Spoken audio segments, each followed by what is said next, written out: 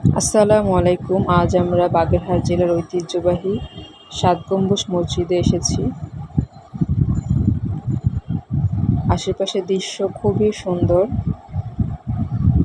অনেক জায়গা নিয়ে মসজিদটা নির্মাণ করা হয়েছে। এটা হচ্ছে মেন ফটক, যেখান থেকে এই মসজিদে প্রবেশ করতে হয়। আশেপাশে আরও ছোট ছোট দরজা আছে, তবে এইটা হচ্ছে মেন ফটক। এখান থেকে ঢোকার সময় কিছু সাইনবোর্ডে নির্দেশনাও দেওয়া আছে, তো আমরা সেই নির্দেশনা ফলো করেই ভিতরে ঢুকছি।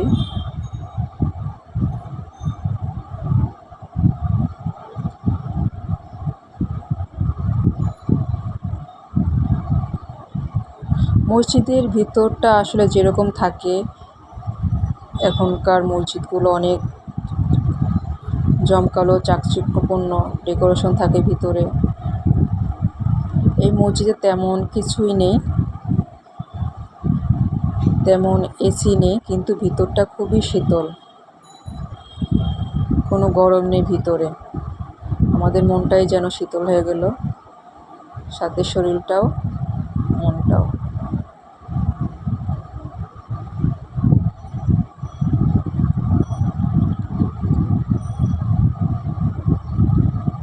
খুবই সাধারণভাবে মসজিদটা নির্মাণ করা হয়েছে। এখানে একসাথে অনেক মুসল্লি নামাজ পড়তে পারে। এখানে মহিলাদের জন্য পর্দার ব্যবস্থা করা আছে, ওই পাশে মহিলারা নামাজ পড়ে।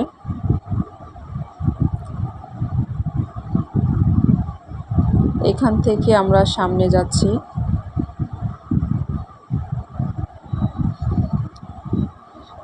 সামনেই হলো জোড়া দিঘি নামে ঐতিহ্যবাহী সেই দিঘিটা। এই দিঘিতে ছিল 2টি কুমির, কালাপা ধলাপা নামে।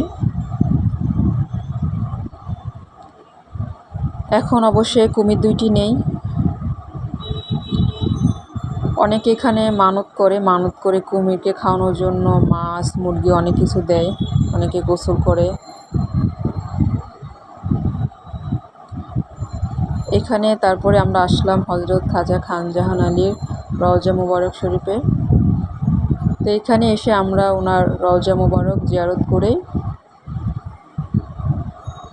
করি, সবাই মিলে জিয়ারত করে এখান থেকে আমরা বাসার উদ্দেশ্যে এখন রওনা দেব।